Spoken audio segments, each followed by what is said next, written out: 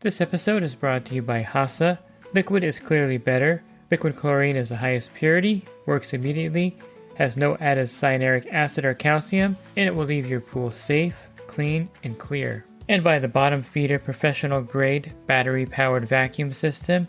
It sucks to clean pools, so cleaning pools sucks less. Get $100 off with code DVB100. This episode is brought to you by Skimmer, the #1 pool service software in North America. With Skimmer, you can streamline your schedule, grow your revenue, and keep your customers coming back with 5-star service. Whether you're a one-person operation or an established team, Skimmer is your partner in success. Visit getskimmer.com/poolguy to try Skimmer for free for 30 days. The Pool Guy Podcast Show. The Pool Guy Podcast Show. The Pool Guy Podcast Show.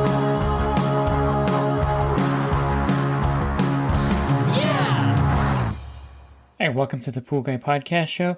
At this Best of Bob Lowry, I'm going to talk to Bob about borates. And if you haven't heard about adding borates to a pool, the 50 parts per million, this is definitely a podcast for you. And Bob Lowry goes over the benefits of borates and a lot of other aspects of using borate on your pool route. Are you a pool service pro looking to take your business to the next level? Join the Pool Guy Coaching Program. Get expert advice, business tips, exclusive content, and get direct support from me. I'm a 35-year veteran in the industry. Whether you're starting out or scaling up, I've got the tools to help you succeed. Learn more at swimmingpoollearning.com. So let's jump right in here and talk about borates. Now, I'm a big fan of borates. I've been using borates now. I've been testing them thoroughly in my pool's been my test pool. I let my pool run for 3 weeks without chlorine with a borate level of 31 or 32 parts per million. It was pretty low. I kept it low for the test. And after 2 weeks, I got a little bit of algae on one step. And then after 3 weeks with no chlorine, this was in April when it was warming up, the water was about in the 70s, the pool started turning cloudy on me. So with borates, it took 3 weeks for the pool to turn cloudy with no chlorine for 3 weeks. Don't tell my wife I left it with no chlorine for 3 weeks, by the way. So let's talk about borates. You want to give the listeners an introduction of what adding borates will actually do? What does it mean to add borates to your pool? Okay, well, first of all, borates are a one-time thing. So it's not something you need to check every week and make adjustments to or anything. You add it once, and you only need to check it maybe once a month, even every 2 months.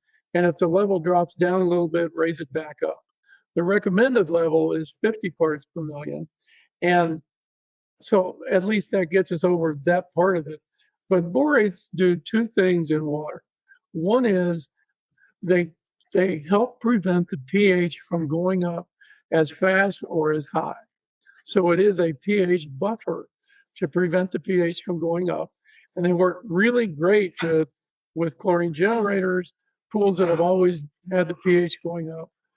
It's a good thing to do, especially with pools that have any kind of aeration, waterfalls, spillovers, negative edge, those types of things. All of those things create aeration and turbulence, and that raises the pH. So if you've got pools that are all the time the pH is going up, first thing you do is lower alkalinity, put some borates in the pool. So borates will prevent the pH from going up. And the other thing they do, as you just said, is they prevent algae. They do not kill it. So it is technically an algistat, but it's not an algicide. It doesn't actually have any algicidal properties until you get about 200 parts per million in the pool. But I would not recommend putting 200 parts per million in the pool. But borate you can buy it in 3 varieties. The one that I recommend the most is called boric acid. And the reason I like, and regardless of which chemical you buy, once you put it in the water, it is all exactly the same thing. So the type that you buy doesn't matter, but the amount of chlorine the amount of chemical you'll need to add and the adjustments you'll have to make afterward varies. But boric acid, when you put it in, you can push it around with your brush and dissolve it. Some guys have actually used like a hammerhead without the basket on or without the bag on, and that dissolves it in a second. But at any rate, using boric acid, it lowers the pH of the pool by 0.2, and it lowers the alkalinity by 5 parts per million. So essentially, it does nothing. Lowering the pH in your pool by 0.2 is not a big deal. You probably wouldn't even adjust for it.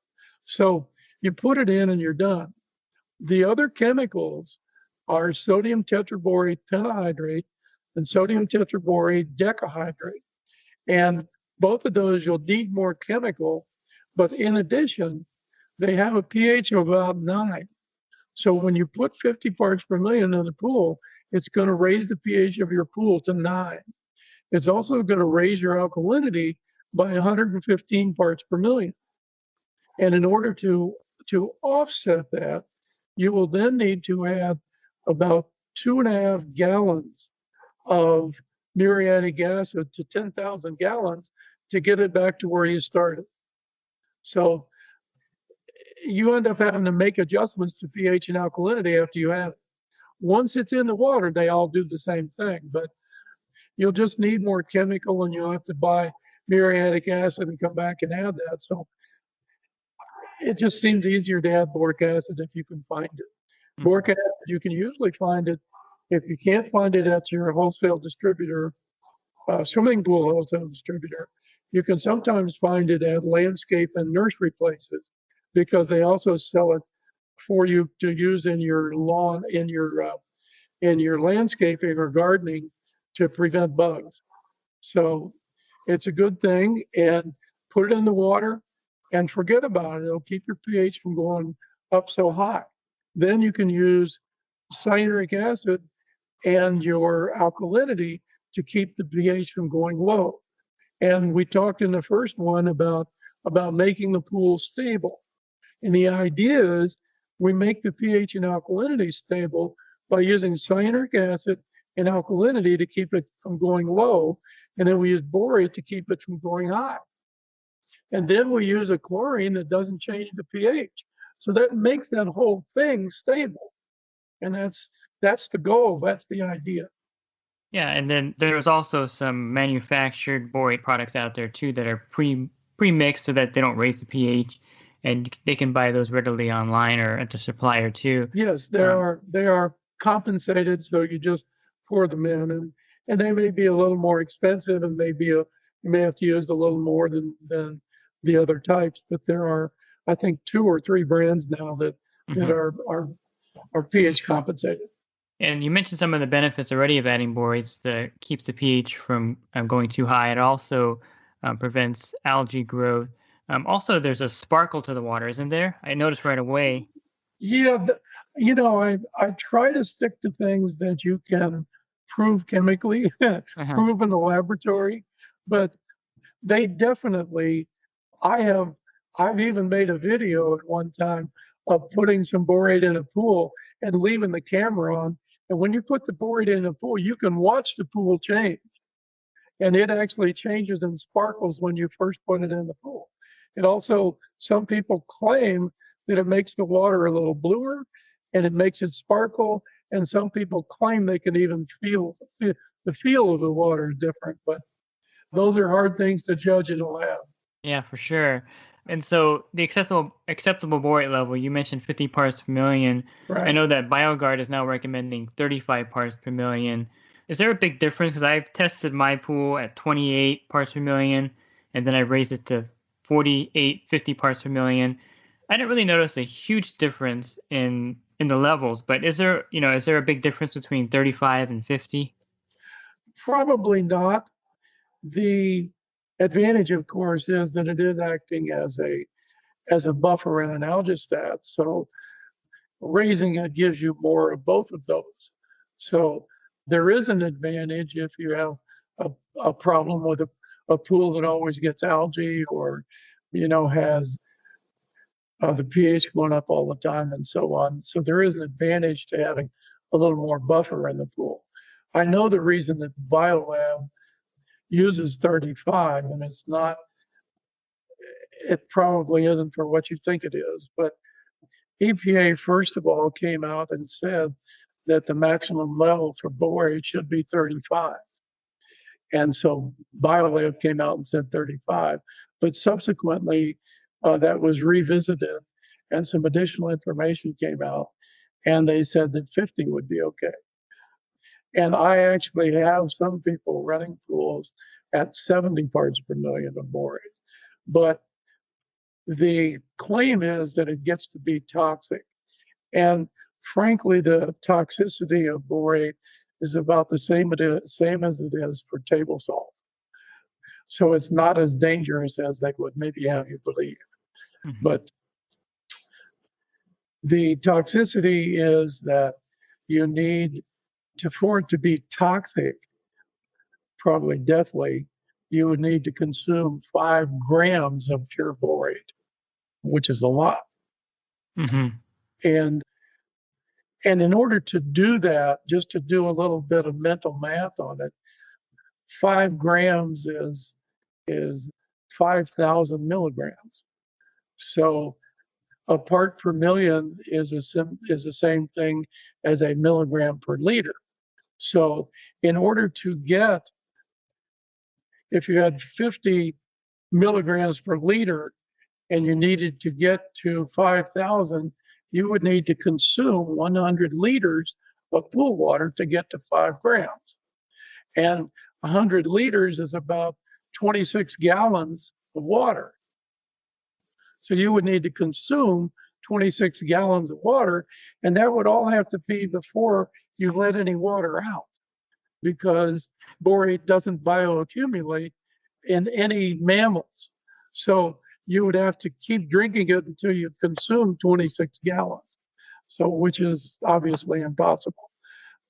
Dogs, they claim have are 4 times more susceptible, but I think that's probably because of size.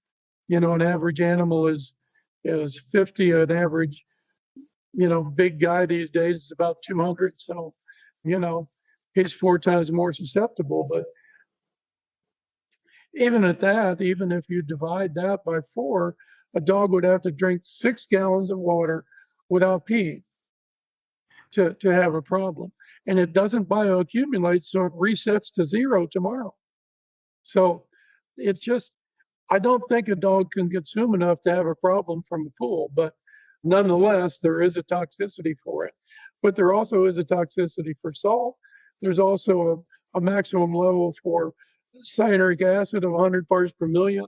And look how many pools there are at 2 or 3 or 400 parts per million of cyanuric acid. So we go over those limits all the time anyway. So I think BioLab is just covering themselves in case there was any kind of a legal action ever taken, that they could say, nope, we followed what EPA said. Got it. And then, also you can explain that parts per million is such a small measurement in 10,000 gallons of water. So right there is also another thing to focus on too. It's not 50 parts per million in 10,000 gallons of water is not a lot of the product in there. Well, yeah, put it this way. We think that 1% is small, correct? Yeah. 1% would be small. It takes 10,000 parts per million to equal 1%. Yeah. Okay. So we're talking about, a part per million is the same as 1 inch in 16 miles. Yeah. That's a part per million. So Pretty incredible. It really is. It's very small.